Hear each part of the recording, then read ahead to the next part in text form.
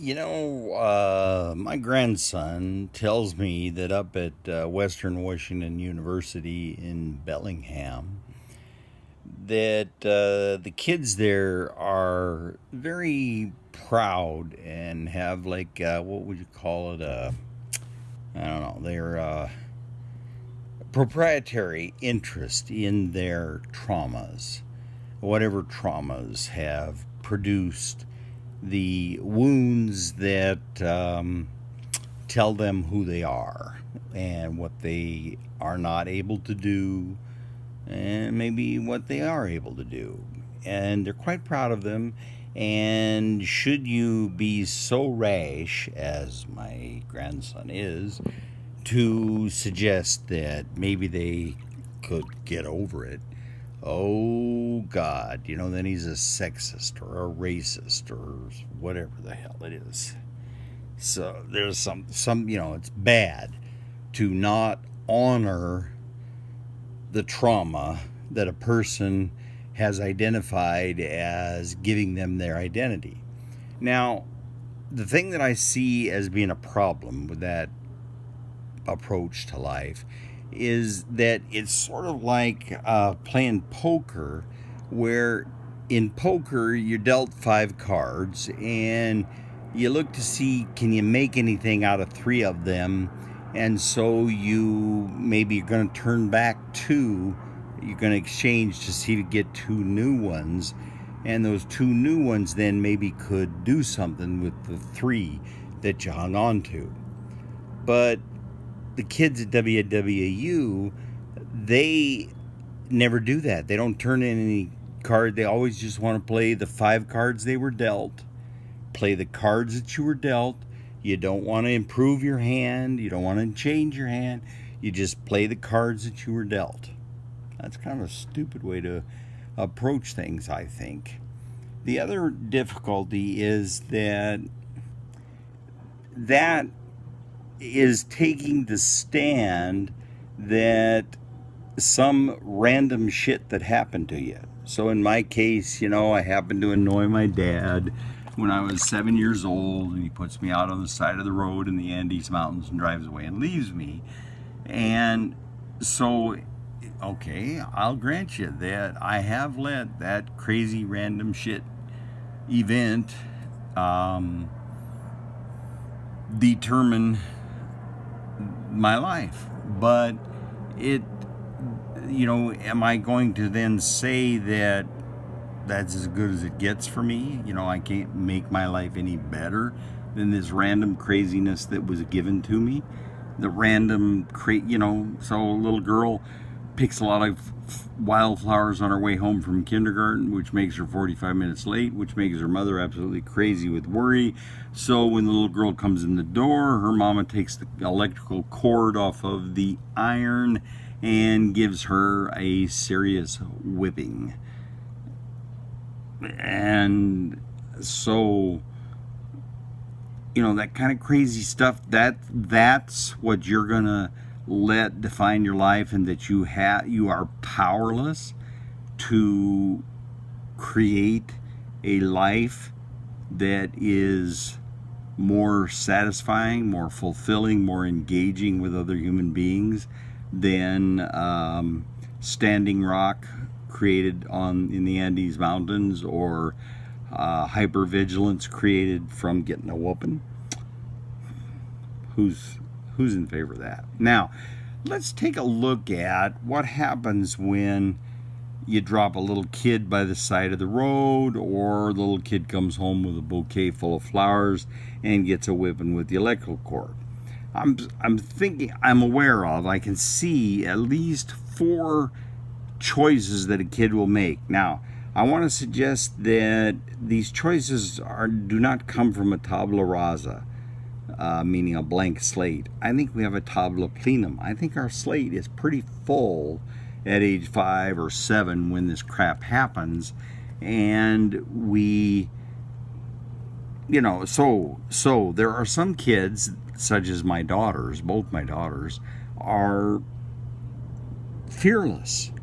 They don't have to learn courage. They're just plain fearless. So, whatever they pick is probably going to include that element of the 5 cards that they were dealt. 3 of the cards they are fearless. Okay, now, some other kid, though, is just by temperament. It's genetic, it's hormonal.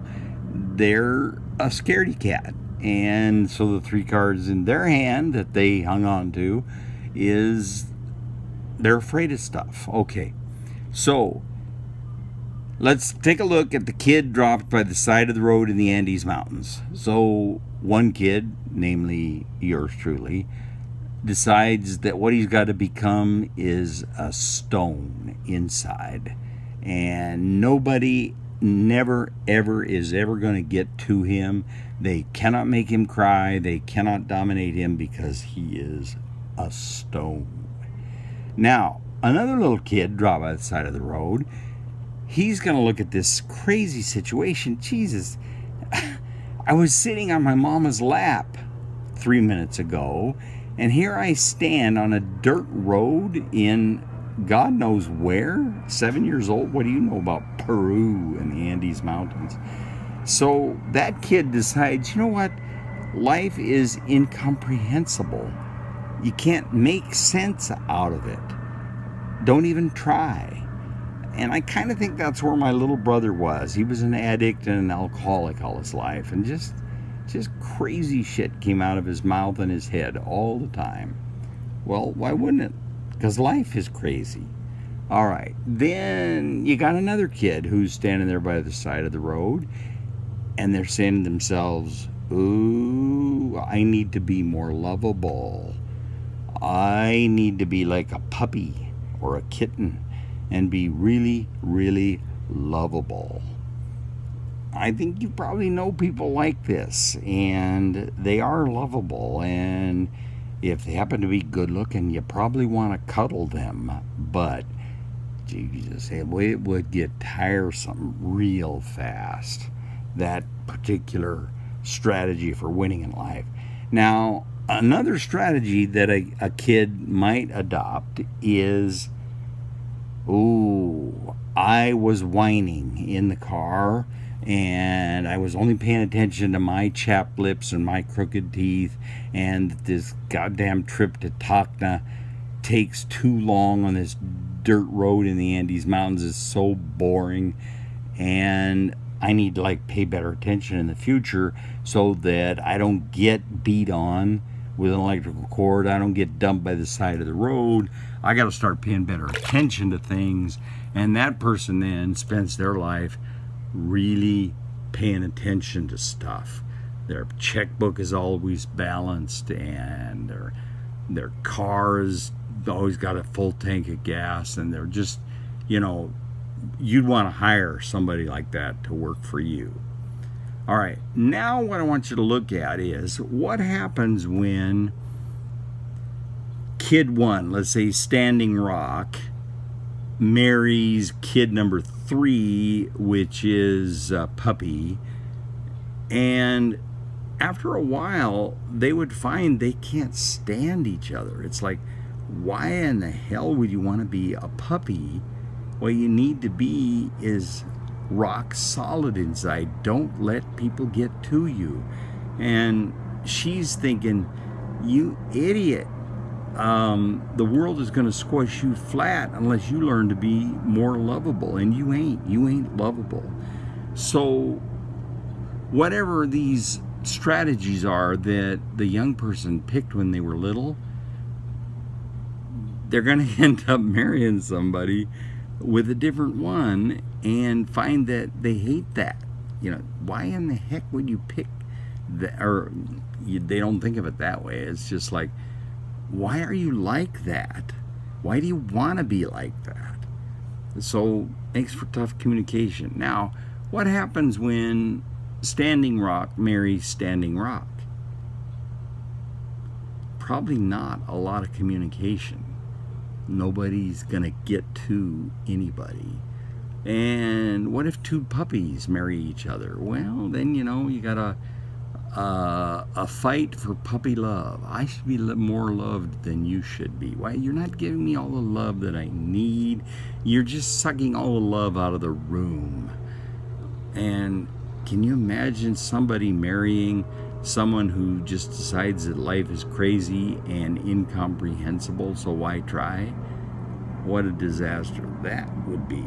And imagine two of them getting married, and imagine them having kids. Oh, Lord.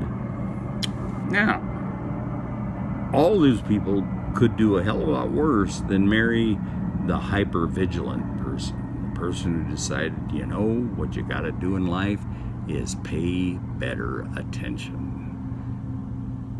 You could do well to marry a person like that. They're going to wear themselves out, but at least your checkbook's always balanced and your car always has gas in it, and there's always food in the cupboard. Okay, well, that's what I got for tonight, and love you all out there. Bye-bye.